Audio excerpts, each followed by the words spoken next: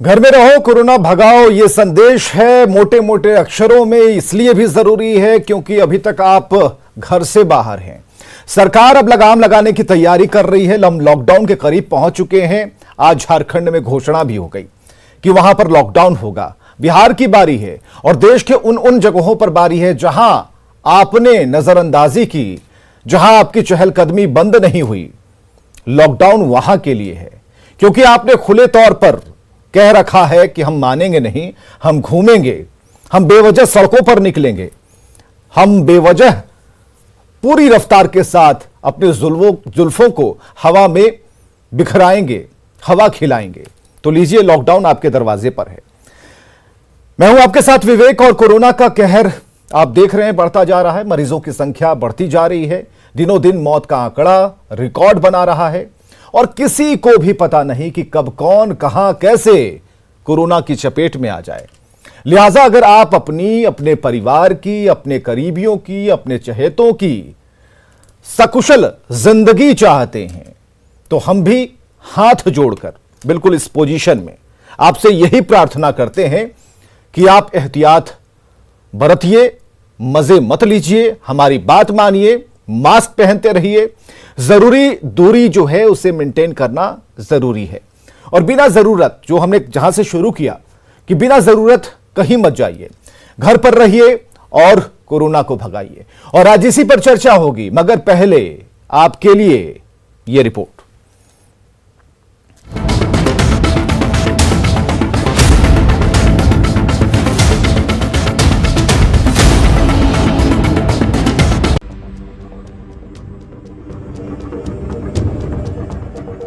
एक तरफ कोरोना के बढ़ते संक्रमण ने सभी को परेशान कर रखा है। लोगों की जान तक जा रही है। रोज कोविड मरीजों की संख्या में इजाफा हो रहा है। बावजूद इसके लोग लापरवाह बने हुए हैं। ये नजारा है पूर्णिया की सब्जी मंडी का, जहां कोरोना के बढ़ते मामलों के बीच लोगों की लापरवाही जारी है। बगैर मास्क के ही लोग सब्जी मंडी में घूम रहे हैं और इस बारे में पूछे जाने पर बहाने बना रहे हैं। खुशकीबाग सब्जी मंडी में लापरवाही का आलम देख लीजिए। आप देख सकते हैं कि ये खुशकीबाग सब्जी मंडी है और यहाँ पर लोग बिना मास्क के घूम रहे हैं। भीड़ भाड़ है, कई लोग बिना मास्क पहने हुए घूम रहे हैं। पॉकेट में है, पॉकेट में ही रखेंगे। नहीं जा रहे हैं, अभी इमरजेंसी पर या दवाई लेने जा रहे हैं, इसी के लिए इमरजेंसी में निकले हैं। इमरजेंसी में मास्क लेना जरूरी है ना। मास्क छूट गया, दुकान में छूट गया। सासाराम में कोरोना को लेकर लोग हालांकि सतर्क नजर आ रहे हैं, लेकिन कुछ लोग ऐसे भी हैं जो अब भी कोरोना गाइडलाइंस का पालन नहीं कर रहे हैं। शहर के अस्पताल रोड का हाल देख लीजिए। यहाँ पर आप देख सकते हैं कि चहलकदमी तो है, लेकिन बहुत लोग एहतियात बरत रहे हैं। लेकिन ज़्यादातर लोगों के चेहरे पर मास्क तो दिख रहा है, लेकिन अभी भी बहुत से लोग जो हैं मास्क नहीं कर रहे हैं, या फिर जो सही तरीका है मास्क लगाने का वो नहीं लगा रहे हैं, जो काफ़ी खतरनाक है। मैं आपको दिखाना चाहता हूँ, सासाराम का बाजार का ये इलाका है और बाजार में जिस तरह से लोग जो है घूम रहे हैं। नालंदा के बिहार शरीफ स्टेशन पर कोरोना जांच नहीं हो रही है, जिससे यात्री बगैर जांच के ही अपने घर जा रहे हैं। इससे संक्रमण का खतरा बना हुआ है। यात्रियों का कहना है कि दिल्ली से चलते वक्त जांच हुई थी, लेकिन ट्रेन से उतरने के बाद जांच नहीं हो रही है। जांच करके आए हैं। वहाँ से जांच करके, लेकिन यहाँ जांच हुआ है? अभी तो नहीं हुआ है, तो कर लेंगे। यहाँ से कहाँ जाना है? हमारा ससुराल जाना है। लेकिन जांच का व्यवस्था नहीं किया गया। हाँ, रास्ते में तो नहीं हुआ था, मगर वहाँ से जांच करके निकले थे। कटिहार सदर अस्पताल के रैन बसेरा को कोरोना जांच केंद्र बनाया गया है। यहाँ जांच कराने वालों की भारी भीड़ उमड़ रही है और लोग सोशल डिस्टेंसिंग के नियमों को ठेंगा दिखा रहे हैं। आप देख सकते हैं कि तस्वीरें खुद बताने के लिए काफी है कि लोग किस तरह से कोई भी क्यू मेंटेन करने के लिए तैयार नहीं और इस तरह से ही अनियंत्रित भीड़ के साथ जांच केंद्र में पहुंच रहे हैं। ये तस्वीर ये बताने के लिए काफी है कोविड जांच के दौरान भी एक क्यू मेंटेन करना चाहिए ताकि जो भी नेगेटिव पेशेंट है वो पॉजिटिव ना जाए, लेकिन लोग इसे मानने के लिए तैयार नहीं। तो ये हाल है बिहार के कुछ शहरों का, जहां पर लापरवाही का आलम है। लोगों को बार बार आगाह प्रशासन की ओर से किया जा रहा है। सरकार लगातार लोगों से कोविड प्रोटोकॉल के पालन करने की अपील कर रही है, लेकिन पब्लिक है कि नियमों को ठेंगा दिखा रही है। न्यूज़ 18 की पड़ताल में ज्यादातर जगहों से डराने वाली तस्वीरें ही देखने को मिल रही हैं। जो खतरे से खाली नहीं है। Bureau report, news 18 network. फिर भी कह रहे हैं कि घर पर रहिए, कोरोना को भगाइए, क्योंकि बाह में आपने इंजेक्शन तो ले लिया, चेहरे पर मास्क लगा लिया, फिर भी आप अंगूठा दिखा रहे हैं। इसका मतलब यह है कि आप जल्द ही कोरोना की जद में आने वाले हैं। लॉकडाउन सख्ती है, हालांकि इसके अलग अलग नाम दिए जा रहे हैं। झारखंड में कुछ और नाम दिया गया, बिहार में अगर लॉकडाउन की स्थिति होती है, सरकार अगर इस पर विचार करती है, उसका कुछ और नाम होगा, लेकिन सभी में आपकी सुरक्षा छिपी हुई है। आप स्वस्थ रहेंगे, सभी स्वस्थ रहेंगे। इसलिए जरूरी है कि आप जब बचे रहेंगे, आप जब घर में रहेंगे, तो दूसरों को भी बचा पाएंगे, और खुद पर कंट्रोल करना बेहद जरूरी है। हमारे साथ दो मेहमान पटना स्टूडियो से मौजूद हैं। Doctor Vibha Kumari Singh, civil surgeon Patna से, बहुत बहुत स्वागत है आपका। डॉक्टर निष्का है, मनोवैज्ञानिक हैं। मन स्थिति भी लोगों की पढ़नी बहुत जरूरी है, तो बहुत बहुत स्वागत है आपका भी। सबसे पहले डॉक्टर निष्का, जो स्थिति है, समझदारी की बात करते करते देखिए लगातार इस कार्यक्रम को हम बढ़ाते जा रहे हैं। बिहार में कोई भी पॉलिटिकल मुद्दा नहीं बन सकता। हमें मतलब नहीं कि सरकार किस तरीके से एक्शन लग रही है, सरकार का काम है, उन दलों का काम है जिन्होंने सरकार को अपना दिमाग दिया। अब सरकार के दिमाग की बारी है कि वो कब लॉकडाउन की तरफ करे या फिर कौन सा नियम बनाए। हमारी और आपकी प्राथमिकताओं में यह शामिल है कि हम लोगों को जगाएं, बराबर जगाएं, डर पैदा करें। और कोरोना से सभी डरते हैं, हमें पता है, लेकिन बाहर से वो दिखाते नहीं। डॉक्टर निष्का, लगातार इस कोशिश के बावजूद, ठीक है, इसमें गति जरूर आई है, समझदार लोगों की संख्या बढ़ गई है, मास्क लगाने लगे हैं, लोग घरों में रहने लगे हैं, फिर भी जो तस्वीरें हैं वो कम नहीं हो रही।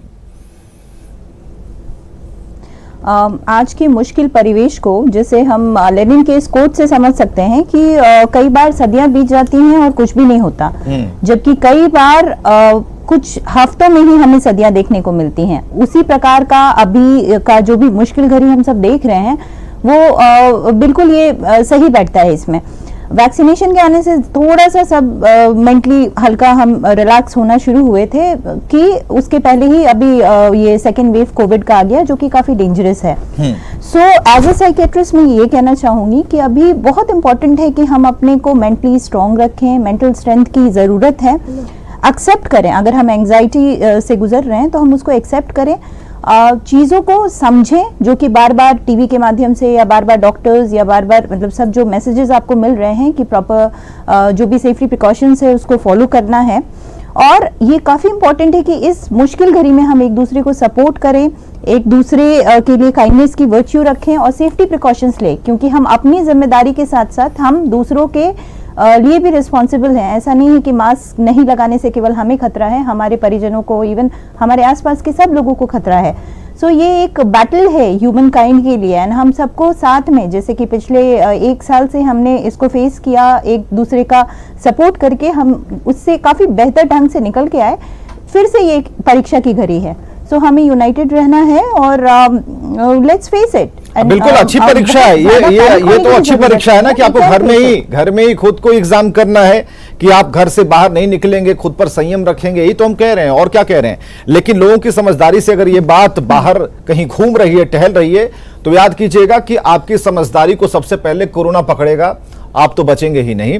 हमारे साथ doctor Vibha Kumari Singh ji, civil surgeon Patna से, और डॉक्टर सारिका भी जुड़ चुकी हैं, समाजशास्त्री हैं। इनसे भी जरा समाज की रूपरेखा को समझने की कोशिश करेंगे। Doctor Vibha Kumari Singh ji, civil surgeon Patna, बहुत भार होगा अभी आपके ऊपर, और बड़े ही मतलब कह सकते हैं कि आप अपनी मतलब उस ताकत को यूटिलाइज करते हुए, उपयोग में लाते हुए सारी चीजों को हैंडल कर रही हैं।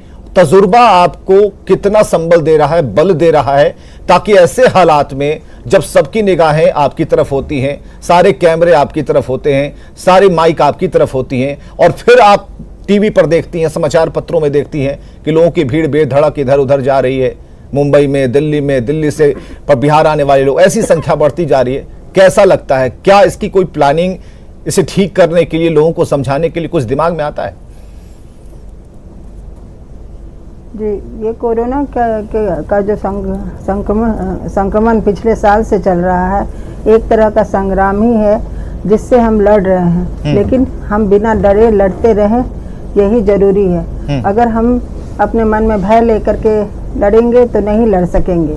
इसके लिए हमें बहुत सारी प्लानिंग करने की ज़रूरत पड़ती है। हम साल भर से, पिछले साल मार्च से ही प्लानिंग कर दिए हैं और उस प्लानिंग के अनुसार हमारा काम चलता रहा। पिछले साल काफ़ी अच्छा रहा, इस साल भी बहुत अच्छा था। एकाएक संक्रमण बढ़ गया, जिसके लिए हम लोगों ने पूरी तैयारी कर रखी है।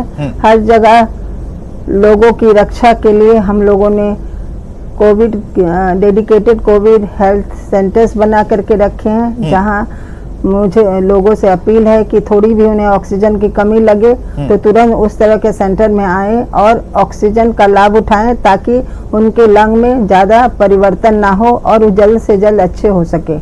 उसके बाद अभी जो बाहर से लोग आ रहे हैं उनके लिए हम लोगों ने काफ़ी व्यवस्था कर रखी है। जहाँ भी उतरते हैं, चाहे वो बस स्टैंड हो या रेलवे स्टेशन है या एयरपोर्ट, वहाँ हम लोग उनका टेस्ट करते हैं और इस तरह से हम उनको जो है अगर संक्रमित हैं तो उसी समय उन्हें आइसोलेशन में ले जाते हैं। जिन लोगों को घर में रहने की सुविधा रहती है उन्हें मेडिकल किट दे करके घर भिजवाने की व्यवस्था करते हैं, और जिनको घर में रहने की व्यवस्था नहीं रहती लेकिन इसकी व्यापकता क्या है? ये एक बड़े समूह में, बड़े आकार में कहाँ नजर आता है? ठीक है, ये थोड़ी जो बातें हैं वो सरकारी रुमाल में ओढ़ी सी लगती हैं, लेकिन जब इसे हम खोलेंगे, क्योंकि आज कई तस्वीरें हमने आपको दिखाई भी, अपने दर्शकों को भी दिखाई, कि जो लोग दिल्ली से आ रहे हैं वो आराम से उतरे।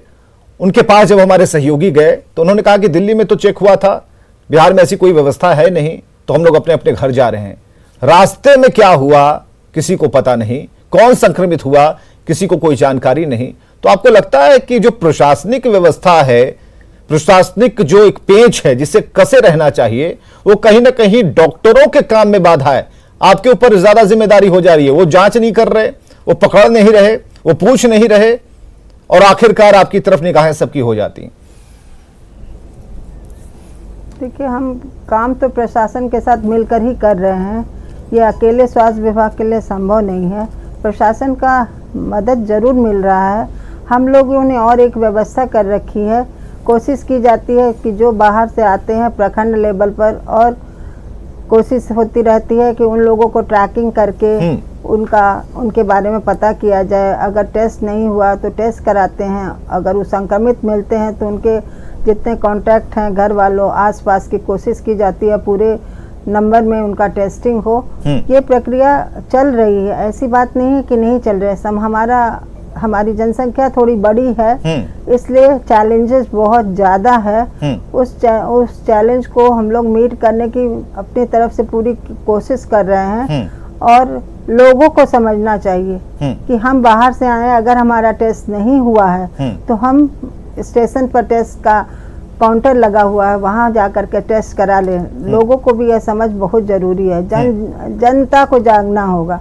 जनता जब तक जागेगी नहीं, हम इस लड़ाई में अकेले नहीं पार पा सकते हैं। चलिए, सबकी यही आवाज है, बिल्कुल सही कहा आपने, सबकी यही आवाज है। सभी लोग यही कह रहे हैं कि जनता को जागना जरूरी है। अब देखिए, झारखंड में जनता जाग नहीं रही थी, इसलिए 6 दिन का लॉकडाउन लगाया गया है। 2-4 डंडे बरसेंगे तो फिर जनता मानना शुरू कर देगी। वैसे लोग जो कि खुली हवा में सांस लेना चाहते हैं, उन्हें कोई रोके नहीं, टोके नहीं, और इससे धारा प्रवाह तरीके से बढ़ाते रहें, कोरोना का विस्तार करते रहें, ये सब नहीं चलेगा। सरकार सोच रही है, सरकार के ऊपर भी जिम्मेदारी है, और आप लोग जितनी मेहनत कर रहे हैं, ये काबिले तारीफ है कि भगवान आपको कहां से इतनी हिम्मत देता है कि आप उन कोरोना पेशेंट्स के बीच में घिरे रहते हैं। बावजूद इसके कोई डर नहीं, कोई भय नहीं। हम लोग तो, अगर हमारी मजबूरी है कि स्टूडियो में हमें मास्क यहां उतारना पड़ता है, जब बाहर जाते हैं मास्क हम लोग लगा लेते हैं, लेकिन फिर भी डर बना रहता है कि कहां से कहां किस मार्ग से अंदर प्रवेश कर जाए और काल के गाल में समा जाए, क्योंकि सीधा हमें मौत ही दिखाई देता है, क्योंकि ये काफी डरावना फेज है। ऐसे में डॉक्टर सारिका, जो आप समाज के ताने बाने को देख रही हैं और जागरूकता की बात, हम सिविक सेंस की बात करते हैं, बिहार में जो हालात हैं उसे लेके सरकार ने फैसला तो कर दिया। सरकार ने यह कहा कि नाइट कर्फ्यू होगा। हालांकि बिहार में नाइट कर्फ्यू का क्या मतलब है वो भगवान जाने, सरकार जान सकती है। लेकिन इस नाइट कर्फ्यू के बाद भी जो लोग हैं उनकी दिनचर्या में कोई परिवर्तन नहीं हुआ। बेधड़क आ रहे हैं, जा रहे हैं, 7 बजे के बाद 6 बजे के बाद पकड़े जाते हैं सड़कों पर, तो ये कहते हैं कि हम तो दवा लेने निकले थे। कल एक माननीय MLC महोदय पकड़े गए, उन्होंने कहा कि आप लोग नंबर घटवा रहे हैं हमारा। तो जब सरकार में शामिल या फिर वैसे जनप्रतिनिधि ऐसा कर रहे हैं, आम जनता क्या समझेगी? ये तो तस्वीरें देख रहे हैं हम लोग। बातें सिर्फ आम जनता की नहीं है, अभी टुगेदरनेस की ज़रूरत है, हम लोगों को इकट्ठा हो करके। और पहली बात कि इसके प्रति जागरूकता, हम अपने बचाव के साथ साथ जब हम अपनी सुरक्षा करते हैं तो साथ में कई ऐसे लोगों की भी सुरक्षा करते हैं जो हमारे आसपास रह रहे होते हैं। तो ये हमारी सिर्फ अपनी नैतिक जिम्मेदारी बनती है। अगर कोई नेता मंत्री जाते हैं, ये उनकी समझ है, हम इन परिस्थितियों पे नहीं जाना चाहते। सामाजिक तौर से हमारी जिम्मेदारी बनती है कि हम उन सभी लोगों तक, पूरी आवाम तक ये अपनी बात पहुंचाएं। और जागरूकता बहुत जरूरी है, क्योंकि अपनी सुरक्षा के साथ साथ हम पूरे समाज, पूरे देश की सुरक्षा के लिए बाध्य हैं, बिल्कुल बाध्य हैं। ये हमारी नैतिकता के साथ साथ हमारी ऐसी जिम्मेदारी है जो हम किसी और को ट्रांसफर नहीं कर सकते। तो इट्स मोर इम्पॉर्टेंट कि हमने कितने एहतियात बरते हैं अभी तक और सामने वाले को कितना जागरूक किया है। सामाजिक तौर से अगर देखें तो इसको हम दूसरे से ये कंपेयर करें कि वो बाहर निकल रहे हैं इसलिए हम भी निकले, ये कहीं से जस्टिफाइड नहीं, इसका कोई जस्टिफिकेशन नहीं हो सकता। जब वायरस इस तरीके से विकराल रूप धारण कर चुका है, सामाजिक स्थिति ऐसी हो रही है कि हमारा लिमिटेशन है, हर चीज का लिमिटेशन है। अगर आप कहीं आंधी आती है तो फिर वहाँ हवा ज्यादा है तो हमारी दूसरी परेशानी होती है, बाढ़ को देखें वहाँ अलग परेशानी होती है। एक ऐसी परिस्थिति आई है जिसमें हर कोई सामान्य रूप से प्रभावित हो रहा है, चाहे वो किसी भी पोस्ट को होल्ड कर रहे हो, किसी भी समाज में रह रहे हो, चाहे उनका एजुकेशन लेवल जो भी हो। लेकिन अभी जागरूकता ही एक समाधान है, क्योंकि हम अगर उसमें मेडिसिन की बात करें, लैकिंग की बात करें, फैसिलिटीज की बात करें, दैट इज अनदर थिंग। लेकिन मोर इम्पोर्टेंट फैक्टर ये है कि हमने अपने सुरक्षा के बारे में और दूसरों की सुरक्षा के बारे में क्या किया है। हम अगर दूसरे को जागरूक नहीं कर पा रहे हैं, दूसरे को ये अपनी बात नहीं पहुंचा रहे हैं, तो ये हमारी जिम्मेदारी यहाँ पूरी नहीं होती है। तो सामाजिक रूप से अगर देखें तो अभी जैसे कल रामनवमी का पर्व है, तो जितने भी भक्तजन हैं उनकी भक्ति घर से भी हो सकती है, जरूर ये हम अपनी भावना ये डॉक्टर सारिका आपने अच्छा याद दिलाया, ये बहुत बढ़िया। देखिए अभी दिमाग से ये बात निकल गई थी, बहुत बढ़िया याद दिलाया। आज हमने एक तस्वीर चलाई है, अब हनुमान जी तो अंदर से उनके पट खुले हुए दर्शन दे रहे हैं, लेकिन बाहर जो ताला लगाया गया, प्रशासन का एक व्यक्ति वहां पर मौजूद है, पुलिस मौजूद है, लेकिन फिर भी उसी गेट पर लड्डू और माला चढ़ाया जा रहा है। सुबह हमने तस्वीरें चलाई थी, तकरीबन 20 से 25 माले उसके ऊपर टंगे होंगे। अब तो बाढ़ सी आ गई होगी, लोग मान नहीं रहे हैं। मंदिर को उन्होंने समझ लिया कि हनुमान जी को यहां देखेंगे उस कोने से और उसके बाद वहीं पूजन होगा। अब एक को देखते देखते वहां पर भीड़ सी हो गई है। प्रशासनिक जो व्यक्ति वहां पर खड़ा है, पुलिस वाला, वो करेगा क्या? ये बहुत बड़ी चुनौती है पूरे समाज के लिए कि जब हम अपनी मानसिकता को बदलने को ही तैयार नहीं हैं, तो इस तरीके के वायरस को या फिर परेशानी को हम लॉ एंड ऑर्डर की तरफ अगर रिस्पॉन्सिबिलिटी दे दें, या फिर हमारे जो भी रूल्स आ रहे हैं, गाइडलाइंस आ रहे हैं, उनके फॉलो करने की तरीके को अगर की बात करें, तो ये इसमें कोई कॉम्बिनेशन ऐसा नहीं है, कोई कोऑर्डिनेशन नहीं है। क्योंकि हम एक तरफ भक्ति की बात कर रहे हैं, हम भक्ति में अब भगवान की तरफ जाना है, तो आप एक बार कहते हैं कि हर इंसान में भगवान है, तो अभी जो परिस्थिति है हम भगवान का ही सहयोग कर रहे हैं कि हर एक इंसान में भगवान है। हम अपनी भक्ति को अपने साथ रखें, अगर समय अच्छा आएगा तो हम बिल्कुल उसी मंदिर में अच्छे से जाएंगे। क्या ये बहुत दुखद समय नहीं होगा जब हम अपनों को खो देंगे? बिल्कुल, अभी वक्त ऐसा है कि घर को ही मंदिर बना लीजिए, मन को ही मंदिर बना लीजिए, और आस्था जहां तक बात है वो तो अपने अंदर की चीज है। तो सारे कुछ जब अंदर रहेंगे, भक्त और भगवान और जो शक्तियां सारी कुछ अगर आपके अंदर रहेंगे तो क्या बात होगी।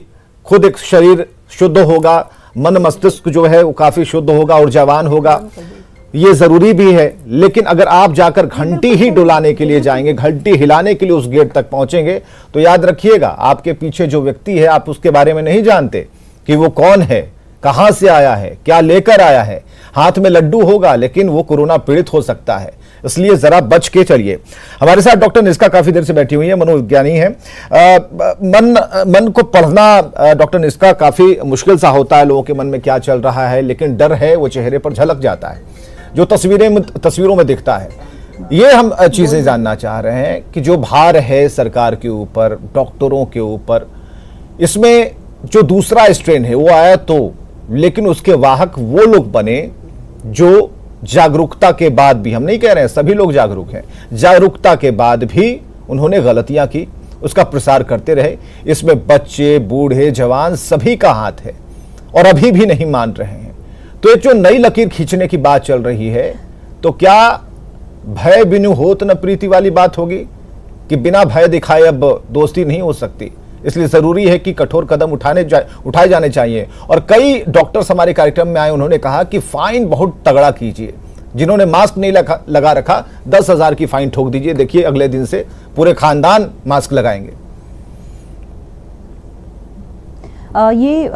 इस अभी का जो परिवेश है ये काफ़ी मुश्किल परिवेश है और अभी एक्सेप्टेंस काफ़ी इम्पोर्टेंट है हम सभी के बीच में कि it is okay not to feel okay, है ना। एंड ये काफ़ी इम्पोर्टेंट है कि कोरोना से हम सबको मिलके लड़ना है, ऐसा नहीं है कि हम डर के बैठ जाएं। सो पैनिक होने की ज़रूरत नहीं है क्योंकि सारे कोविड केसेस ऐसा नहीं है कि 100% फेटल होते हैं या बिल्कुल बहुत ही सीरियस हो जाते हैं। लेकिन इसका मतलब कहीं भी ये नहीं है कि जैसे सरकार का जो भी कदम चल रहा है या डॉक्टर्स जो भी स्टेप्स उठा रहे हैं आपको डाउट करो या र्यूमर्स फैलाओ या फिर अभी वो घर ही है ही नहीं। अभी हम बिल्कुल मुश्किल परिवेश में घिरे हुए हैं। दूसरा सबसे इम्पोर्टेंट चीज़ है जो कि मैं काफ़ी स्ट्रेस डालना चाहूँगी इस पे कि हमें ये एक्सेप्ट करना है कि क्या हमारे कंट्रोल में है और क्या हमारे कंट्रोल में नहीं है। जैसे कि हमको ये समझना है कि हमारे कंट्रोल में है सेफ्टी प्रिकॉशंस जो काफ़ी साल से, इनफैक्ट पिछले 1 साल से 1.5 साल से हम काफ़ी सुनते आ रहे हैं कि हम क्या कर सकते हैं। दूसरा प्रेजेंट में फोकस करना कि अभी we have to focus now, अभी पे फोकस करना है। ये नहीं सोचना कि अगर ये हो गया तो क्या होगा, बेड्स नहीं मिले क्या होगा, ऑक्सीजन नहीं क्या होगा, that is not in our hands. दूसरा we have to be prepared. जो भी कहा जा रहा है कि आप जो भी बोला जा रहा है कि आप अपना स्लीप प्रॉपर रखो, एक्सरसाइज करो, डाइट पैटर्न अच्छा रखो। वी शुड ऑल्सो हैव, जैसे मेंटल स्ट्रेंथ की मैं बात करूं तो we should have me time and we time. खुद को जैसे एक दूसरे को कनेक्ट हो एक दूसरे से। It is always about physical distancing, कभी भी इमोशनल डिस्टेंसिंग की बात नहीं है। So we can connect digitally, it's not कि हम लोग एक दूसरे से दूर हो रहे हैं। दूसरा एक काइंडनेस की वर्च्यू रखना इज इम्पोर्टेंट। एक दूसरे को मोटिवेट करो, म्यूजिक सुनो, एक्सरसाइज करो एंड जब भी कुछ प्रॉब्लम लगे, कुछ अच्छा ना लगे तो एक्सप्रेस, अनम्यूट योरसेल्फ। हम लोग हैं, डॉक्टर्स हैं, एवरीबॉडी इज देयर और हेल्प है, जैसे कि अभी सारे डॉक्टर्स बता रहे थे। दूसरा कि क्या चीज हमारे कंट्रोल में नहीं है, जैसे काफी चीजें कि वायरस म्यूटेट होगा कि नहीं, वैक्सीनेशन का असर आएगा कि नहीं, अनसर्टेनिटी, ये पैंडेमिक कब खत्म होगा, काफी बार हमें सुनने में आता है कि डॉक्टर साहब कब खत्म होगा, कैसे होगा, क्या होगा, that is not under our control. Lockdown होगा नहीं होगा, कल को क्या होगा, so we should not think on those thoughts. So वही है कि हम सब साथ मिलके पिछला फेज भी हमने साथ मिलके काफी अच्छे से हम निकल के आए हैं बाहर। अभी भी हमें कनेक्ट होना है, we have to stay strong, help each other and hopefully हम लोग इसको मैनेज करें। एक साथ दो सवाल डॉक्टर विभा कुमारी जी के पास। बिल्कुल आपके जवाब से ही 2 सवाल जन्म लेते हैं। डॉक्टर विभा कुमारी जी के पास जाएंगे। डॉक्टर विभा, पूरे बिहार को आप देख रही हैं और जो स्थिति लगती है, तो पहला सवाल तो यही जो कि डॉक्टर नुस्खा ने उठाया कि कोरोना के साथ जीने की हमें आदत डाल लेनी होगी या फिर इसका कोई अंत भी है, पहला। दूसरा कि एक सिविल सर्जन होने के नाते कितने फ़ोन कॉल्स आते हैं आपके पास कि हमें ऑक्सीजन की व्यवस्था करा दीजिए, बेड की व्यवस्था करा दीजिए या फिर कुछ ऐसा कर दीजिए जिससे हम लोग स्वस्थ हो जाएं, सारी चीज़ें अच्छी हो जाएं। जी, मैं ये बताना चाहूँगी कि अभी जो समय चल रहा है ये तो अब जान रहे हैं कि लोग बहुत ही भयभीत हैं। इस भय के वातावरण में लोग जो जी रहे हैं उससे उनमें काफ़ी परेशानियाँ उसके चलते भी आ रही है, क्योंकि भय अपने आप में एक लोगों के शरीर में काफ़ी परिवर्तन ले आता है। हार्मोनल चेंजेस हो जाते हैं बहुत सारे, जिससे जो है वायरस और ज़्यादा अटैक कर सकता है, उसमें इम्यूनिटी प्रॉब्लम हो सकती है। इससे सबसे पहले है हमें अपने आप को यह समझाना होगा कि हमें डरने की ज़रूरत नहीं है, बल्कि हमको सोचना है कि हम अपने को कैसे बचा सकते हैं। और बचाने के सारे उपाय हमेशा बताए जा रहे हैं और उन उपायों को अगर हम पालन करते रहेंगे, उनको प्रोटोकॉल्स को मानते रहेंगे तो हम कम से कम संक्रमित होने का डर है और नहीं भी संक्रमित होंगे। और ये सोच करके कि शायद हम संक्रमित हो जाएंगे, ये डरना नहीं है। सबसे पहले तो डर से दूर भागना है, डरने से बहुत ज़्यादा परेशानी हो सकती है। दूसरी बात आपने कहा कि लोग वही भय के बीच में बहुत सारे लोग जो बीमार पड़ रहे हैं, कुछ लोग बहुत ज़्यादा बीमार पड़ रहे हैं जिनको ऑक्सीजन की ज़रूरत होती है और लोग पहले से डर जा रहे हैं कि हमें ऐसा होगा तो हमें ऑक्सीजन मिलेगा कि नहीं। तो समाज में पहले कुछ बातें फैल रही हैं कि ऑक्सीजन की कमी है, ये है वो सारी बातें पहले दूर होनी चाहिए। ऑक्सीजन के लिए हम लोग सतत प्रयत्नशील हैं कि ऑक्सीजन की कमी ना हो, और उसके लिए हम लोग दिन रात हम लोग का मीटिंग के साथ में व्यवस्था पर जोर दिया जा रहा है। उसके लिए सरकार बहुत ही प्रयत्नशील है, और ऑक्सीजन की कमी हमारी सरकार होने नहीं देगी, ना हमारा विभाग होने देगा। और बहुत सारी दवाइयों की बात है जिसकी भी सरकार व्यवस्था कर रही है, और समाज के कुछ लोग जो हैं अगर लोगों में भय पैदा कर रहे हैं कि मतलब इस माहौल में अफवाहों पर तो बिल्कुल नहीं जाना है। सरकार अपने तरफ से प्रयास कर रही है, और सभी यही चाहते हैं कि जिंदगी जो है, जिंदगी अनमोल है। जो इस धरातल पर आए हैं उन्हें जाना जरूर है, लेकिन इस माध्यम से क्यों जाएं, बढ़िया से जाएं, अपनी उम्र पूरी करके जाएं। और इसके लिए जरूरी है कि घर पर रहें, सुरक्षित रहें, लोगों को जागरूक करें, और जिस तफरीक करने की बात है ऐसे ही यूं ना निकलें, क्योंकि आप अगर निकलेंगे तो पता नहीं क्या कुछ लेकर आएंगे। और मन में भय मत रखिएगा, क्योंकि हमारे तीनों ही मेहमानों ने कहा है मन में भय बिल्कुल मत रखिए, डरिए मत। अगर कोरोना से आप संक्रमित हो भी गए हैं, कोशिश कीजिए आप क्या कर सकते हैं, और पहले ही आप कहिएगा कि ऑक्सीजन नहीं है, अस्पताल में बेड नहीं है, तो ये सब रोना मत रोइए। आप खुद से भी प्रयास कर सकते हैं, पहले घर से मत निकलिए। बहुत बहुत शुक्रिया आप सभी मेहमानों का हमारे साथ आने के लिए, और खबरें लगातार जारी हैं।